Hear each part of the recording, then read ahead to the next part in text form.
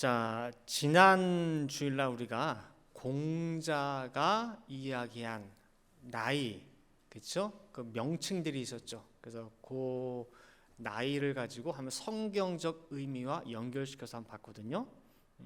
아마 생각이 안 나시는 분도 있으니까 한번 볼게요. 공자가 나이 15세를 뭐라고 명칭을 붙였죠? 지학이라고 했어요.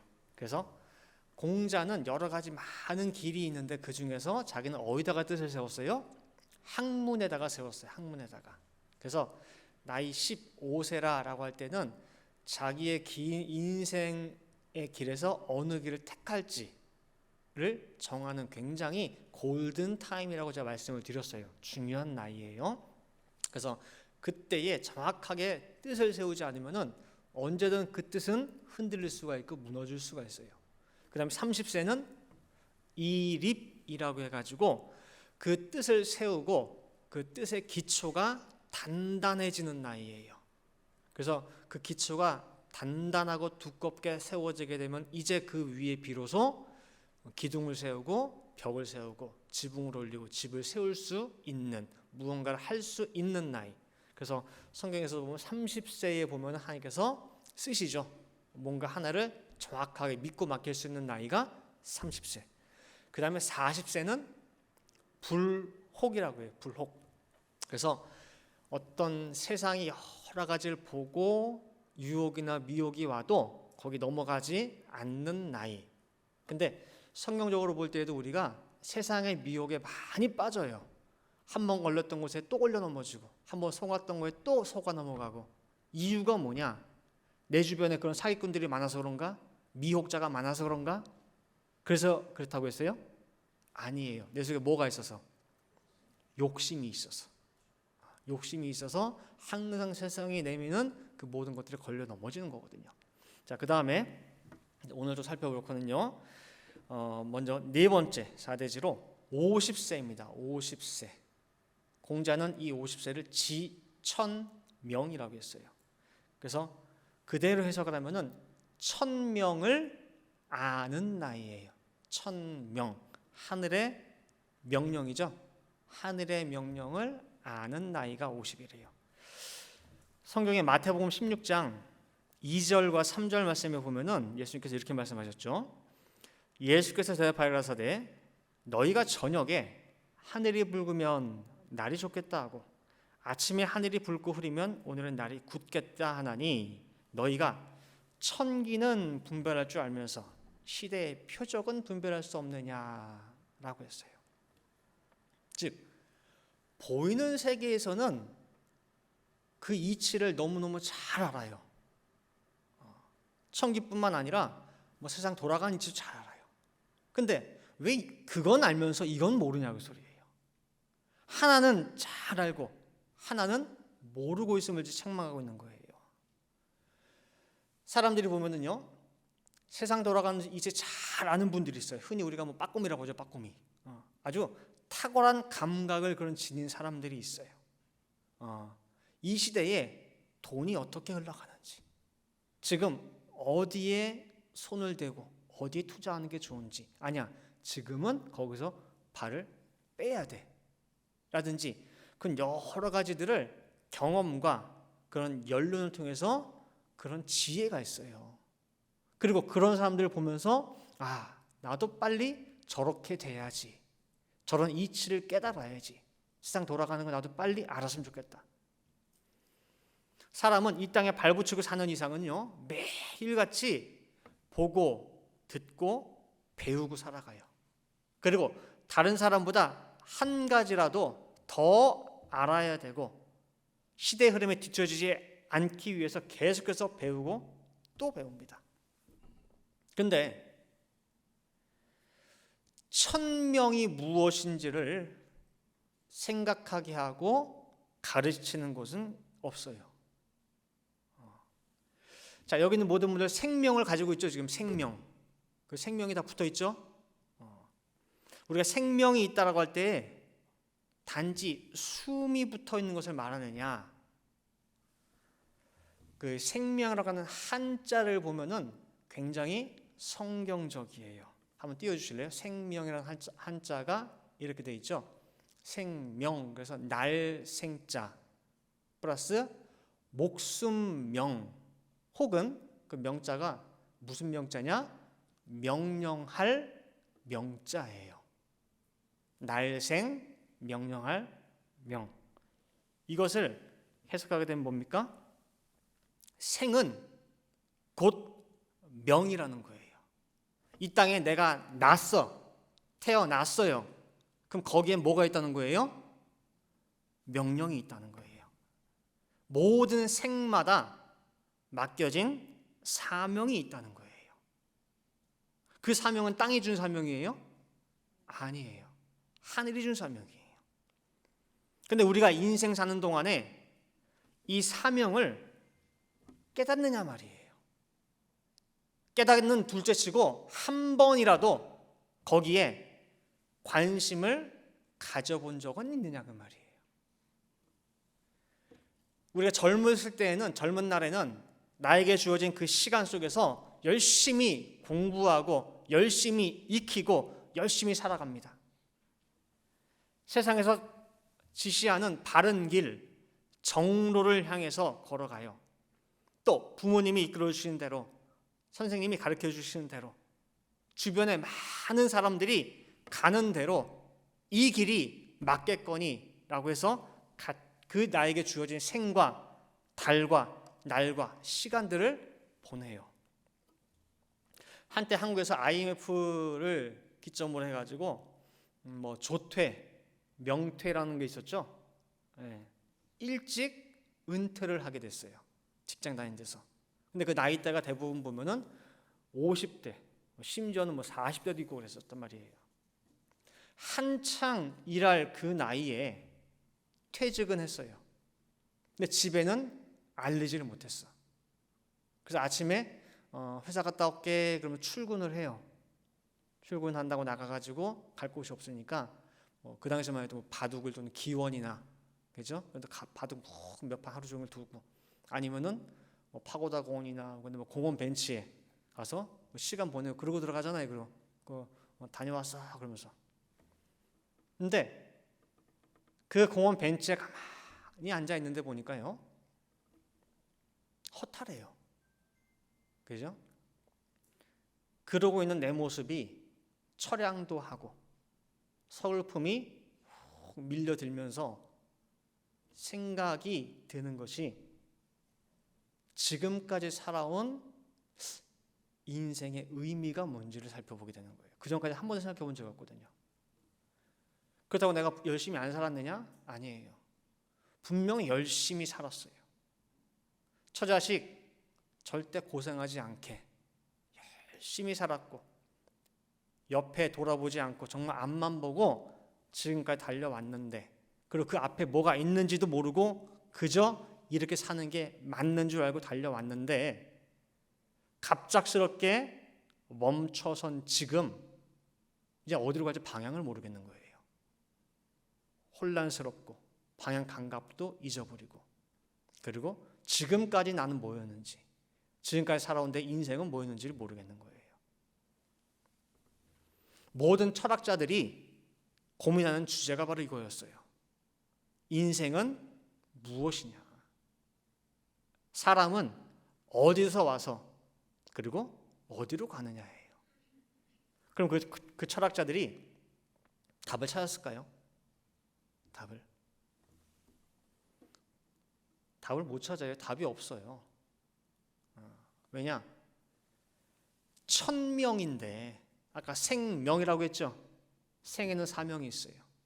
천명인데 어떻게 땅에서 답을 찾겠냐 그 말이에요. 그죠? 하늘이 준 사명인데. 사람은 이 땅에 살면서 무언가는 반드시 듣게 돼 있어요. 근데 그 듣는 것이 땅의 소리냐 하늘의 소리냐 그 소리예요. 예수님께서도 요한복음 3장에 니고데모한테 이렇게 말씀하셨어요.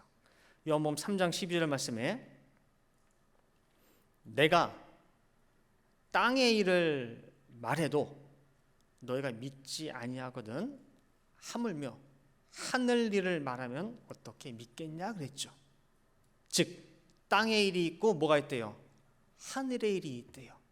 땅의 소리가 있고 하늘의 소리가 있대요. 근데 너희들은 땅의 말, 땅의 소리에는 귀가 트였어. 잘 알아들어. 잘 듣는데 하늘의 소리에 대해서 너희들 다 귀머거리야. 어떻게 알아듣냐 그 소리예요. 땅의 일이든 하늘의 일이든 둘 중에 하나는 하나에 집중하게 돼 있어. 두 개가 함께 어우러지지는 못한다는 거예요. 그래서 그 도덕경에 보면 이런 글귀가 하나가 있어요. 자, 뭐냐? 자, 띄워주세요. 위학 일익, 위도 일손이란 말이 있어요. 이게 뭐냐면요, 학문의 길에 있어서는 일익이에요. 뭐냐? 날마다 쌓아야 돼요. 날마다 뭐예요? 배워야 되고 익혀야 되고 더 많이 채워야 돼. 근데 도의 길에 있어서는 뭐래요? 쌓는 게 아니라 하루하루 버리는 거예요. 매일같이 없애가는 게 도의 길이라는 거예요. 절대 두 개가 같이 가지 못해요. 이 땅에 살 때는 하루하루 쌓아야 되고 얻어야 되고 채워야 돼. 근데 도의 길은 뭐라는 거예요? 날마다 버리고 가볍게 하는 거예요. 그럼 여러분들은 어느 길을 걷고 계세요? 도의 길 맞아요? 우린 도인들이에요. 전부 다. 고린도전서 1장 18절 말씀에 우리는 어떤 도의 길이냐? 십자가의 도의 길을 걷고 있어요. 십자가의 도라고 했죠? 그렇기 때문에 사도 바울은 골로새 교인들에게 너희가 이 십자가 도의 길을 걷는다고 할 때에는 하나는 반드시 버려야 돼. 더 강조해서 그 하나는 죽이라고 말씀하고 있어요. 골로새서 3장 2절 말씀에 위의 것을 생각하고 땅의 것을 어떻게 하래요? 생각하지 말라. 골로새 3장 5절에 그러므로 땅에 있는 지체를 죽이라 말씀하고 있어요. 음란과 부정과 사욕과 악한 정욕과 탐심은 우상숭배니라. 여기에 속한 모든 땅의 지체는 죽이라는 거예요. 골로새 3장 9절과 10절 말씀에도 보시면은 너희가 서로 거짓말을 말라. 옛 사람과 그 행위를 벗어버리고 그랬어요. 그 전에 있던 너희의 모습은 옛 사람이야. 그 옛 사람은 땅의 것을 좋아하고 땅에 관심이 많고 땅의 것이 들리고 땅의 것만 보고 했던 그 사람이야. 근데 이제는 그 옛 사람을 벗어버리고 새 사람을 입었으니 이는 자기를 창조하신 자의 형상을 쫓아 지식에까지 새롭게 하심을 받는 자니라 라고 말씀하고 있어요. 지금 읽은 이 골로새 교인들에게 한 사도 바울의 이 말이 위의 것 찾으라, 땅의 것 죽이라, 땅의 것은 점점 다 사라져버리고 새 사람을 입으라, 이런 말이 젊을 때는 귀에 안 들려요. 잘. 나이가 들면서 하나씩 이게 들리게 되는데 그 소리가 들리는 나이가 몇 살이래요? 50이래요. 지천명. 하늘의 명령을, 하늘의 소리를 들을 수 있고 자기에게 주어진 내가 이 땅에 태어난 이유, 그 사명을 알게 되는 나이, 그 나이가 지천명이에요. 그래서 이제는 나에게 생명이 있다, 내가 사는 이유가 숨이 붙어서 있어서 사는 것이 아니라 사명이 있어서 사는 거예요. 아시겠죠? 그 다음에 오대지로요, 60세예요. 60세는 이순이라고 하죠. 이순. 귀가 뭐래요? 순하대요. 귀가 순하대. 그럼 그 전까지는 귀가 뭐 했다는 거예요? 딱딱했다는 얘기예요. 귀가. 이건 뭐냐? 인생의 경륜이 쌓이고 사려와 판단이 성숙해서 남의 말을 받아들이는 나이가 이순이라는 거예요. 한창 그 혈기가 넘치고 정의감이 넘칠 때에는요, 선과 악, 옳고 그름이 뚜렷해요. 그래서 잘못된 것을 보면은 막 의분의 내일도 아닌데 그런 거 보면 뭐예요? 막 의분이 넘쳐가지고 같이 막 동참해가지고 막 열변을 토해요. 정의감에 불타가지고. 그래서 그런 사람들은 맞고 틀리고가 분명해요. 목에 칼이 들어와도 이거는 맞는 거야. 근데 나이 60은 이쪽이나 저쪽이나 다 이해가 돼요. 또한 맞고 틀리고가 칼로 무베듯이 그렇게 딱 갈라지거나 그렇게 쉽지 않다는 것을 알아요. 맞는 것이 때로는 틀릴 수가 있고 틀린 것이 맞을 수가 있고 분명히 그때는 맞았어요. 근데 지금은 틀릴 수가 있고 그때는 틀렸는데 또 지금은 맞을 수도 있어요. 그래서 이순의 나이 60은 유연해요. 어느 한쪽에 치우쳐 있지 않기 때문에 자연스럽고 억지스럽지가 않아요. 구약 율법은 한마디로 정의해라. 그럼 뭐냐면은 눈에는 눈, 이에는 이예요. 율법의 잣대가 서슬퍼렇게 쫙 서 있어요. 옳고 그름이 정확합니다. 선과 악이 명확해요. 그죠? 자, 근데 우리가 생각해 볼 것이 율법은 타락하고 주어진 거예요. 타락하고 나서. 다 타락한 죄인들끼리 그 죄인 주제에 누가 누구를 옳다, 그르다, 율법을 갖다 대고 정죄하겠냐 그 말이에요. 자, 요한복음 8장에 보면 간음하다가 잡혀온 여인이 있어요. 옷도 못 입고 그대로 끌려 나왔어. 그 주위에 수백 명의 사람 둘러싸고 있어요. 그리고 예수님한테 물어봅니다. 예수요, 모세는 이런 여인을 향해서 이 죄인을 향해서 당장 돌로 쳐 죽이라고 하는데 예수 당신 생각은 어떻습니까? 죽여요 말아요? 이겁니까 저겁니까? 얘기해 보시라고. 모세는 죽이라고 했어요. 당신은 어떻습니까? 이거 아니면 저거예요. 죽여요 살려요? 둘 중에 하나예요. 예수님께서 땅에 글을 쓰시다가 일어나셔서 한마디 하셨죠. 요한복음 8장 7절에 뭐라고 했어요? 너희 중에 죄 없는 자가 먼저 여자를 치라 그랬어요. 이 사람들은 지금 율법, 선과 악, 옳고 그름에 서 있는 거고 예수님은 율법이 있기 전 근본과 본래로 데려가서 얘기를 하시는데 여기 있는 사람들은 아무도 그걸 이해를 못해요.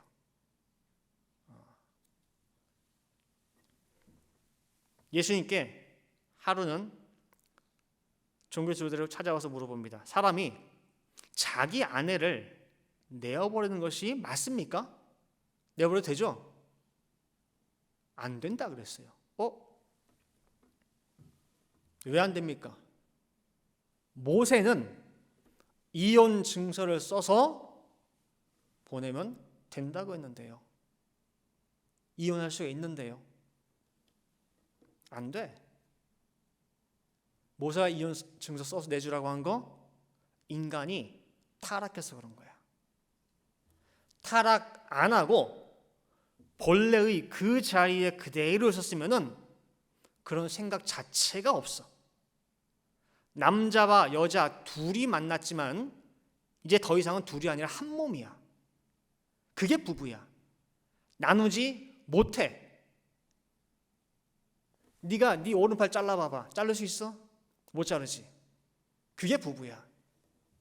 그게 본래의 상태야. 본래의 부부야. 그런데 타락하는 바람에 만남이 있고 헤어짐이 있고 헤어지고 만나고 그러는 거야. 이혼 증서 써서 보내면 되느냐 마느냐? 본래의 세계에서는 아예 질문거리도 안 되는 거야. 본래의 세계로 데려가신 거예요. 율법이 없는 세계. 마태복음 19장 8절에 나오죠. 예수께서 가라사대 모세가 너희 마음의 완악함을 인하여, 그렇죠? 아내 내어버림을 허락하였거니와 본래는 어떠세요? 그렇지 아니하니라 그런 거예요. 본래는 그렇지 않대요. 본래에 계신 그 예수님 안에서는 이거 저거 나눔이 없어요. 이것만이 옳고 이거는 틀리고 나눔이 없어요. 다 선이에요. 악도 선이고 선도 선이고 모두가 선이에요. 모두가. 로마서 8장 28절 말씀에 우리가 알거니와 하나님을 사랑하는 자 곧 그 뜻대로 부르심을 입은 자들에게는 모든 것이 합력하여 뭘 이룬대요? 선을 이룬대요. 자, 그럼 이 모든 것 속에는 좋은 것만 있을까요? 기쁘고 즐겁고 행복한 일만 있을까? 좋은 것뿐만 아니라 나쁜 일, 굳은 일, 섭섭한 일, 억울한 일, 열받는 일 다 있어요. 예전에는 율법을 가지고 왜 나한테만 이런 게 와? 왜 나한테만 이런 억울한 게 와? 나한테만 왜 불행이 찾아와? 라고 시시비비를 가렸어. 하나님 원망도 했어. 그래야 직성이 풀려. 근데 이제는 예수 안에 들어와서는 그 모든 것이 다 뭐예요? 따로따로가 없어요. 이거는 불행, 이건 행복, 이거는 화, 이거는 복. 따로가 없다는 거예요. 뭐예요? 다 품어. 전부 다 용광로에 집어넣어가지고 다 녹여버려요. 이것도 넣고 저것도 넣고. 그리고 나오는 결과물은 다 뭐예요?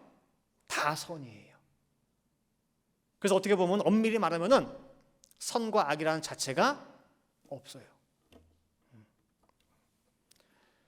그게 이순이에요. 그 또한 이순의 나이 60에는요 또 한 가지 특징이 뭐냐면은 말씀이 다 유기적으로 연결이 돼요. 따로따로 노는 게 아니에요. 예전에는 말씀들이 이 말씀은 저기 있고 이 말씀은 저기 있고 단편적으로 따로따로 알아. 그래서 그 주제를 가지고 그거 공부할 때는 알아요. 근데 이것과 저것이 유기적으로 연결은 안 됐어. 그래서 이거 얘기하다가 저기에 모르겠는데 이게 왜 그렇게 되지? 이게 저거와 무슨 상관이 있고 왜 짝이 되는지 왜 연결이 되는지 걸려요. 이해가 안 돼요. 근데 성경적 나이 이순이 되면은 물 흐르듯이 막힘이 없어요. 아, 그렇구나. 흔히 사통팔달이라고 하죠. 사통팔달. 이리저리 사방으로 막힘이 없는 상태, 다 통한 상태. 그게 이순. 귀가 순해지는 나이예요. 자, 그다음 6대지로요. 70세입니다. 70세. 종심이라고 되어 있는데 지난 시간에 말씀드린 대로 종심소욕 불유구라고 해가지고 마음이 하고자 하는 대로 그저 쫓아가는데 그것이 법도에 어긋나는 게 아니라 내 마음대로 하는데도 뭐예요? 법도에 어긋나지를 않아. 그게 종심소욕 불유구인데 줄여서 종심이라고 합니다. 그전에는 항상 내가 마음을 단정히 해야 되고 마음을 지켜야 되고 늘 내 마음을 살펴야 돼요. 이 법도 안에서 잘 가고 있는지. 근데 공자 나이 70이 되니 이제는 마음이 원하는 대로 해도 행동해도 어긋나지 않는 그 단계에 도달했다는 거예요. 자, 그러면은 공자 나이 70이라고 하는 그 종심 이 뜻을 볼 때에 뭔가 성경에서 연상되는 사람이 있지 않습니까? 혹시 예수님 당연하고요. 에녹. 에녹은 어떤 사람이죠? 하나님과 동행한 사람이죠. 근데 그 동행의 뜻에 대해서 창세기 족보에서는 이렇게 말씀하고 있죠. 자기 뜻을 누구한테? 상대방에게 예속시켜서 따르는 상태예요. 두 사람이 갈 때에 잘 가다가도 서로 투닥투닥 싸우고 갈라진 이유가 뭐냐면은 잘 가다가 뭐가 안 맞을 때, 뜻이 안 맞을 때 갈라지는 거예요. 그때 동행이 깨지는 거거든요. 근데 에녹이 300년간 어떻게 하나님과 변치 않고 동행했느냐라고 할 때 에녹은 자기의 뜻을 어디다가? 하나님께 예속시켰어요. 즉 에녹의 뜻과 하나님의 뜻이 일치하는 단계예요. 이 단계를 우리는 또한 의라고 칭하기도 해요. 구속사 10권에서 보면 이 의에 대해서 말씀하고 있죠. 의가 뭐냐? 외우고 계세요?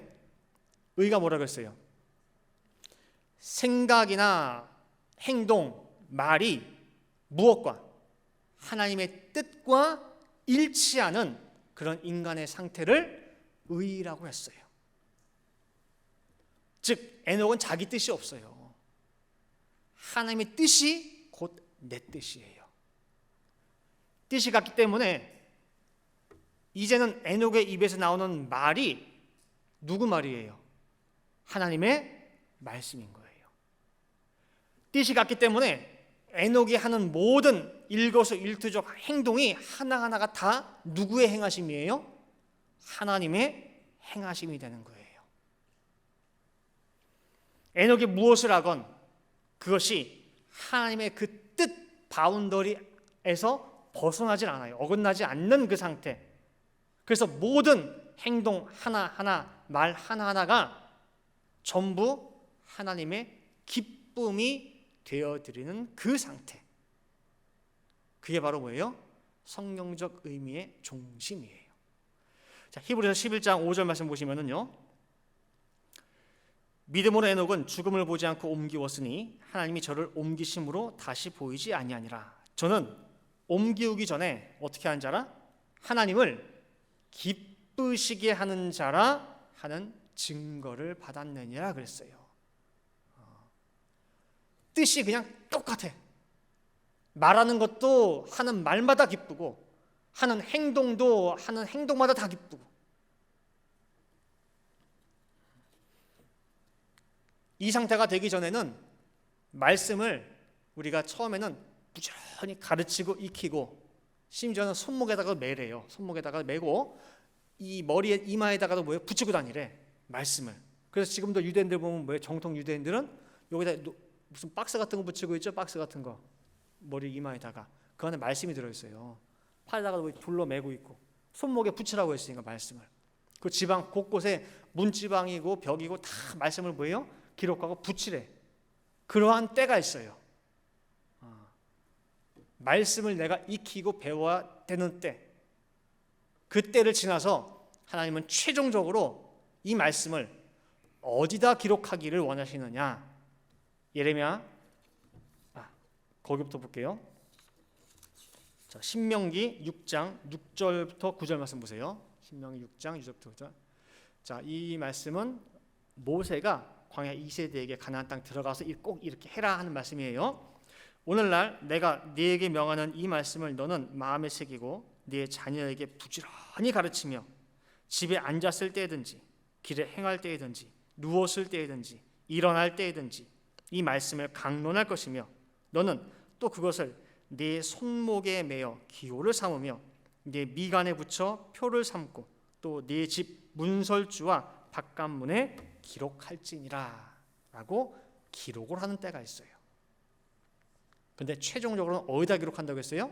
예레미야 31장 33절 말씀을 볼게요. 나 여호와가 말하노라. 그러나 그날 후에 내가 이스라엘 집에 세울 언약은 이러하니 곧 내가 나의 법을 즉 말씀을 그들의 속에 두며 그 마음에 기록하여 나는 그들의 하나님이 되고 그들은 내 백성이 될 것이라 그랬어요. 여기서 마음과 속에다가 기록한다고 했어요. 이 마음이라고 하는 것이 히브리어로 어떻게 되느냐 한번 띄워주세요. 마음이라고 하는 것이 히브리어로 레브라고 해요. 레브. 즉 겉사람이 익히는 때가 아니라 속사람이 그 말씀을 완전히 자기 걸로 만드는 거예요. 속사람.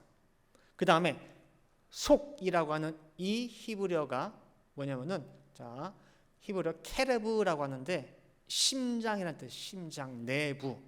즉 하나님이 그 법 말씀을 기록하는데 어디다 하냐? 심장에 쓰네. 심장에다가. 즉 다시 말하면은 인격이에요. 인격.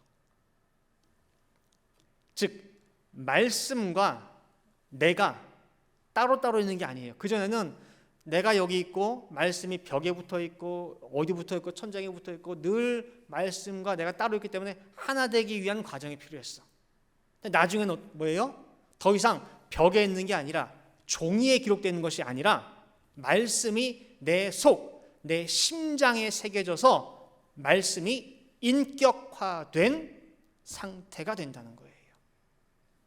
그래서 그 후에는 종심, 내 마음을 그대로 따라가도 내 원하는 대로 따르는데 그 마음 자체가 말씀이야. 뭐가 새겨졌으니까 거기에? 말씀이 새겨졌으니까. 그래서 그 마음이 원하는 대로 그냥 따라가고 그대로 행해도 말씀의 길에서 벗어나요 안 나요?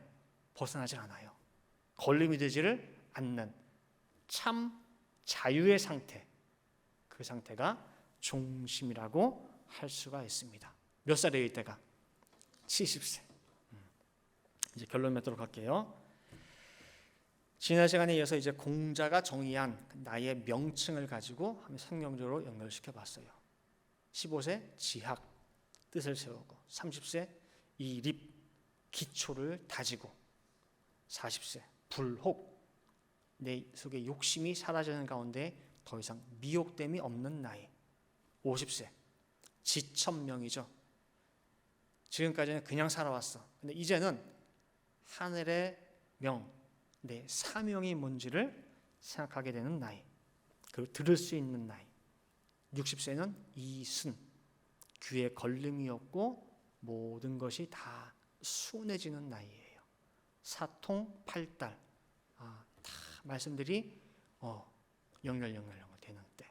70세 종심, 참 자유함을 얻을 수 있는 나이.